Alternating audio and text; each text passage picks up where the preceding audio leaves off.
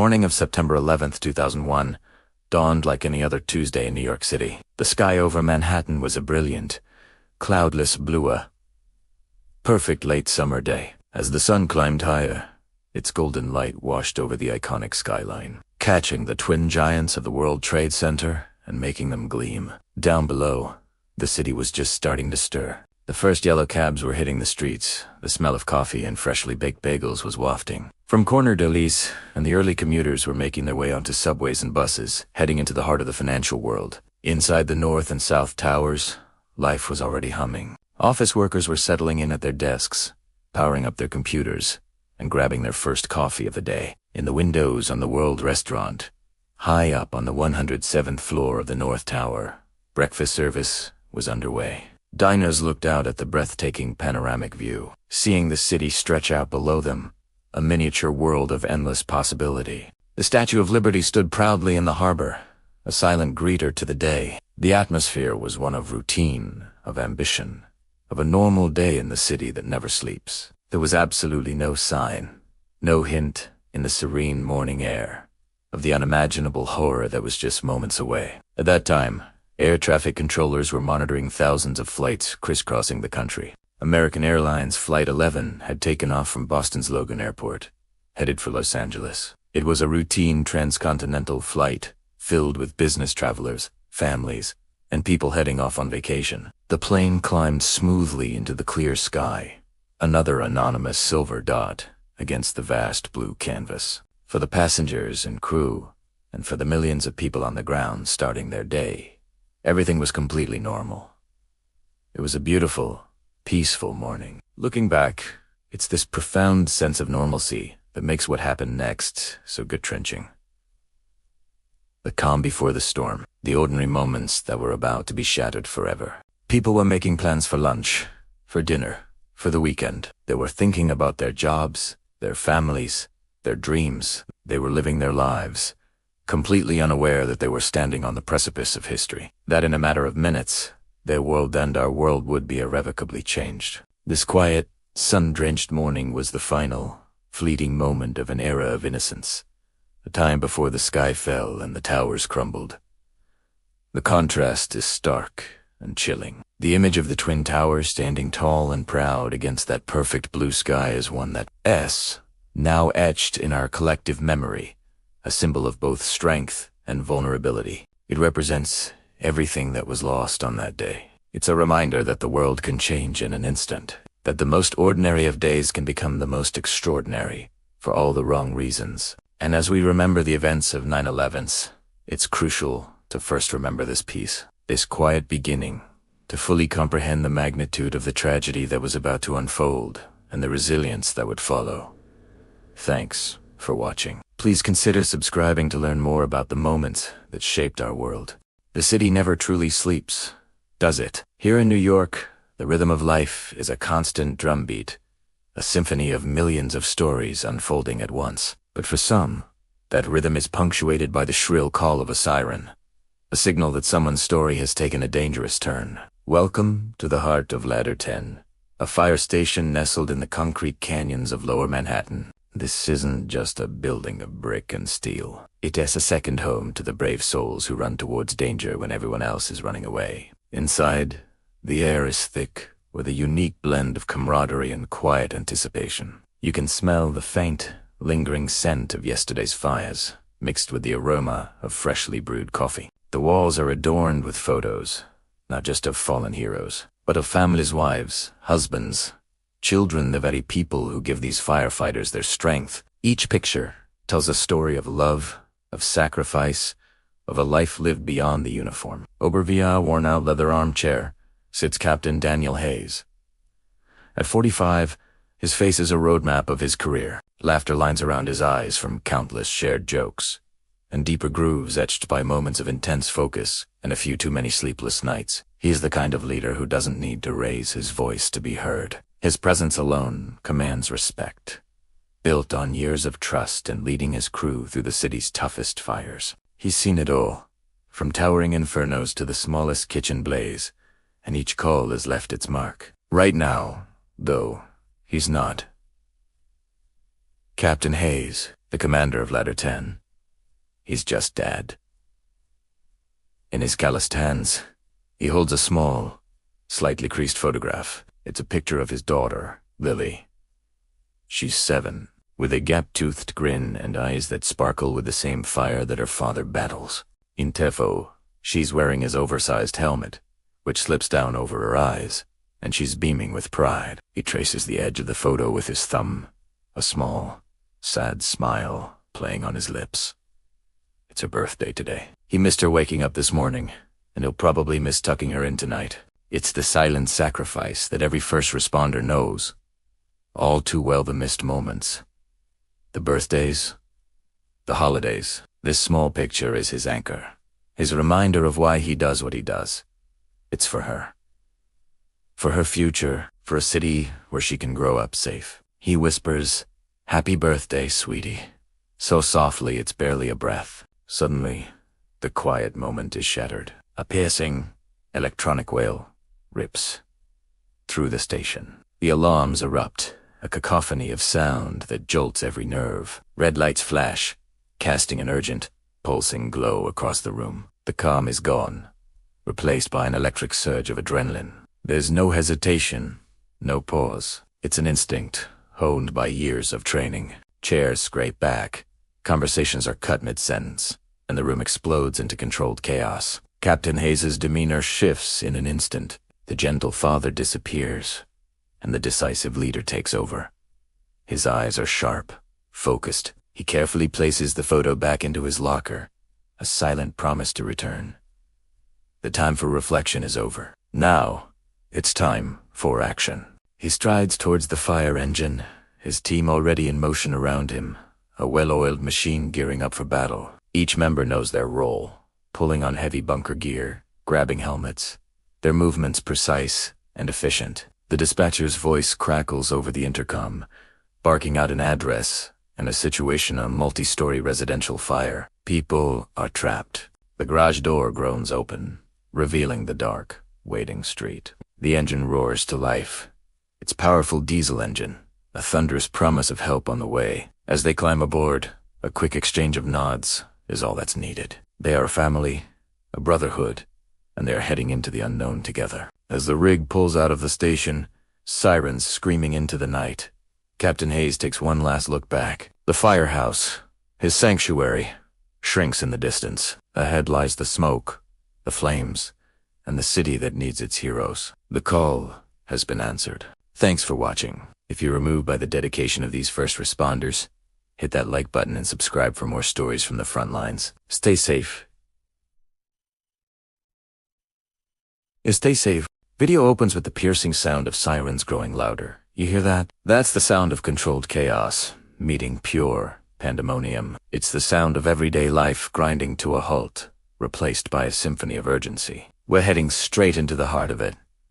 Look around you. This isn't a movie set.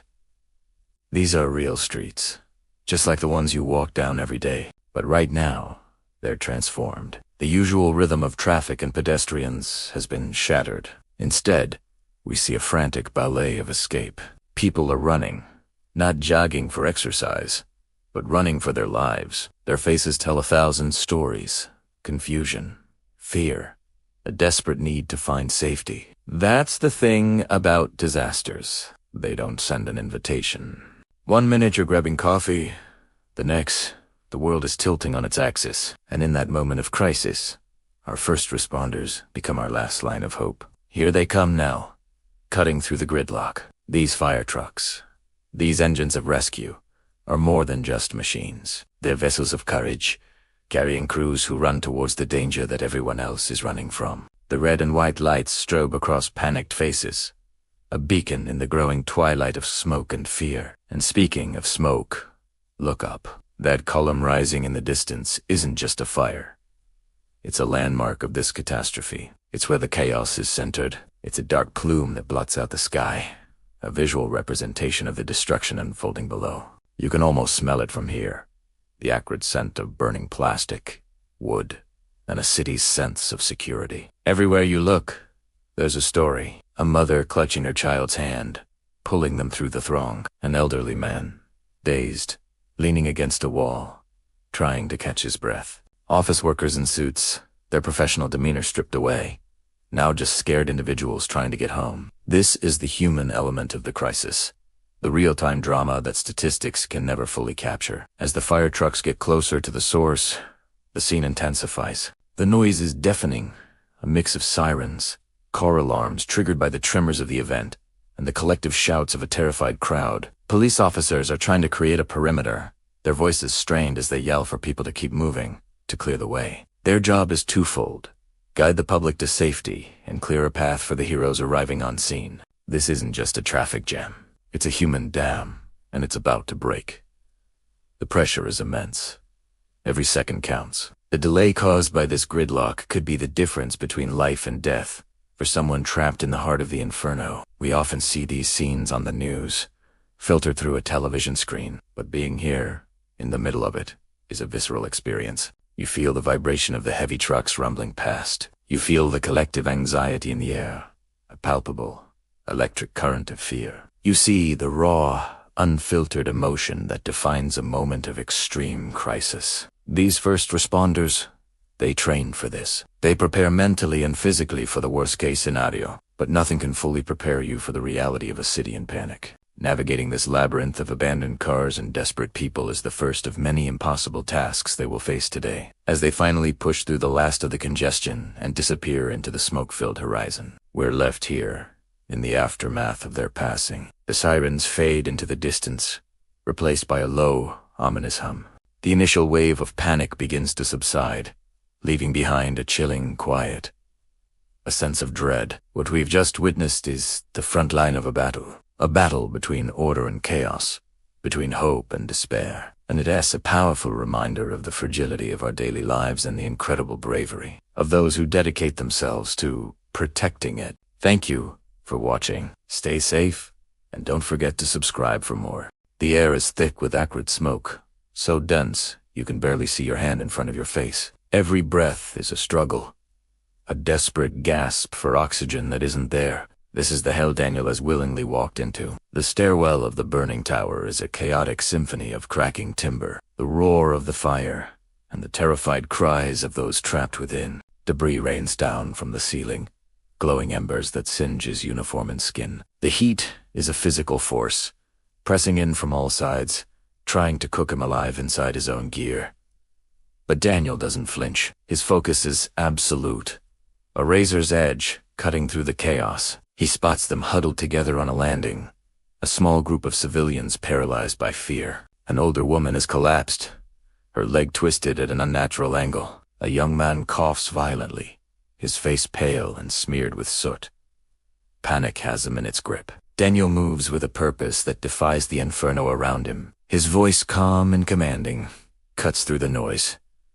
"I'm with the fire department. I'm going to get you out. Stay low and follow me." He reaches the injured woman first. Her eyes are wide with terror, but something in Daniel's steady gaze seems to reassure her. He assesses her injury quickly. A broken tibia, maybe worse.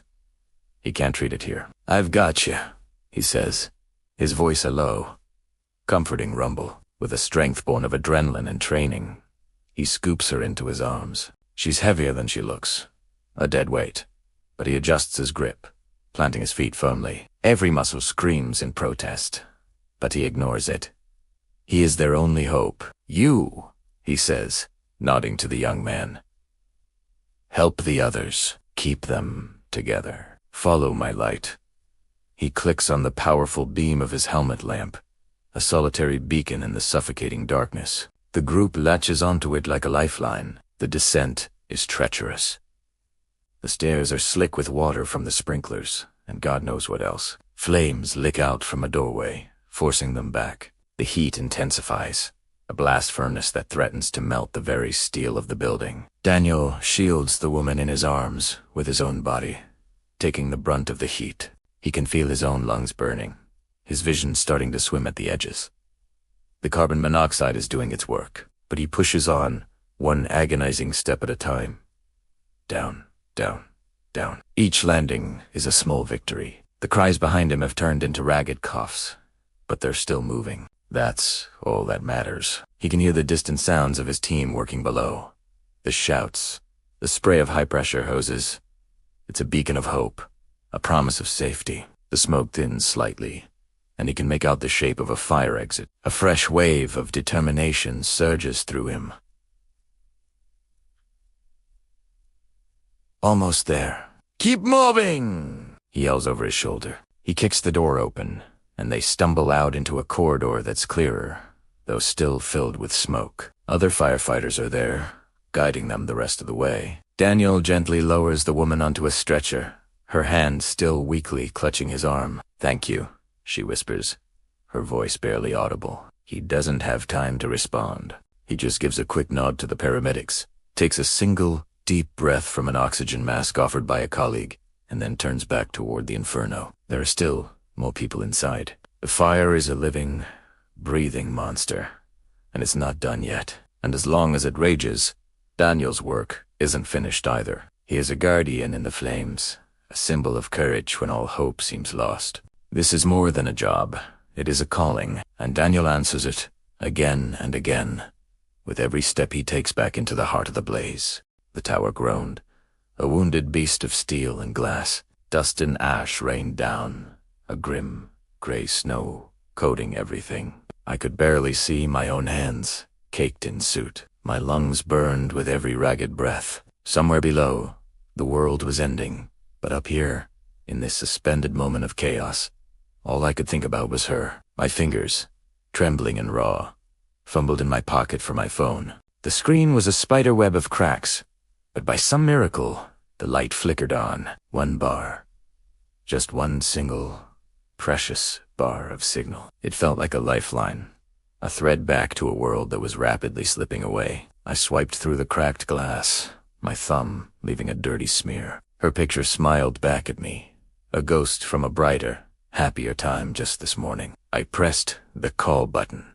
The ringing tone echoed in my ear, a surreal sound against the symphony of destruction around me. One ring.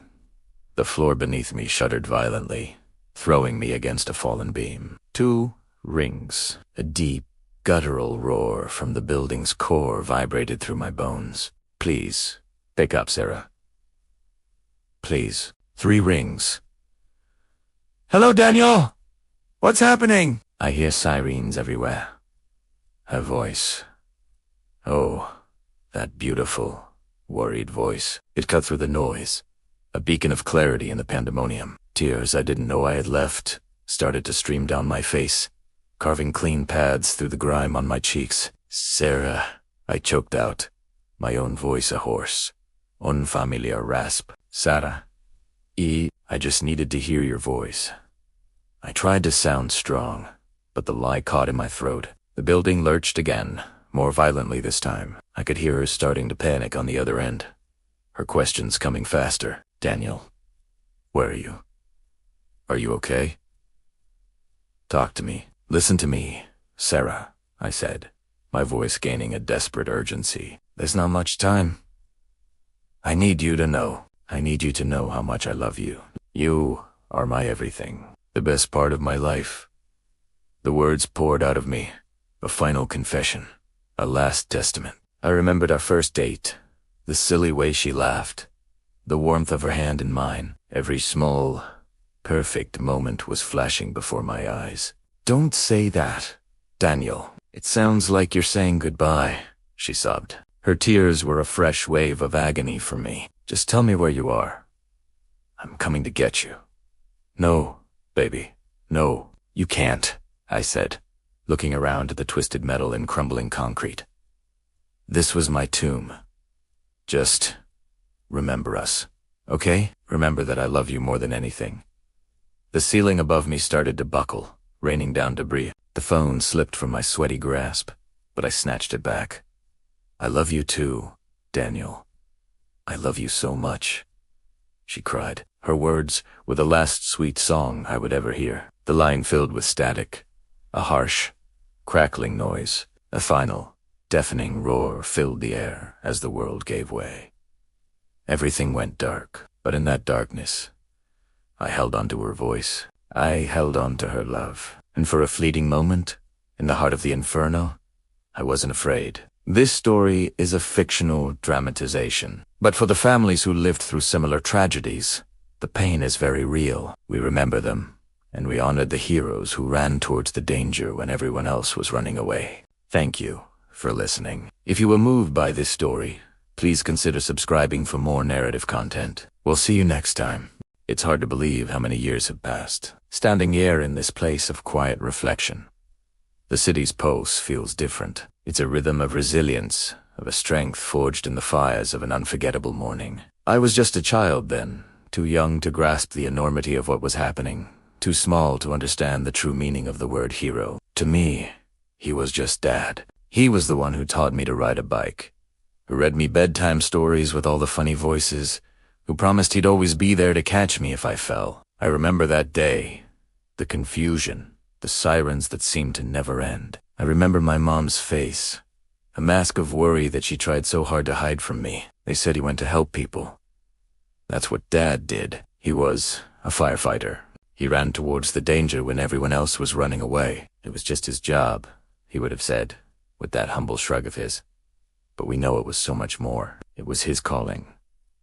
Growing up, I pieced him together from stories. Stories from his brothers at the firehouse, who called him the bravest man they ever knew. Stories from my mom, who spoke of his infectious laugh and his unwavering kindness. I'd look at his photographs, trying to memorize the crinkles around his eyes when he smiled, trying to imagine his arms around me in a hug I could no longer feel. For a long time, there was just an empty space, a question mark where a father should have been. But standing here, tracing the letters of his name, I don't feel emptiness. I feel a profound sense of connection, a legacy that lives and breathes. His name, etched into this stone, is surrounded by thousands of others.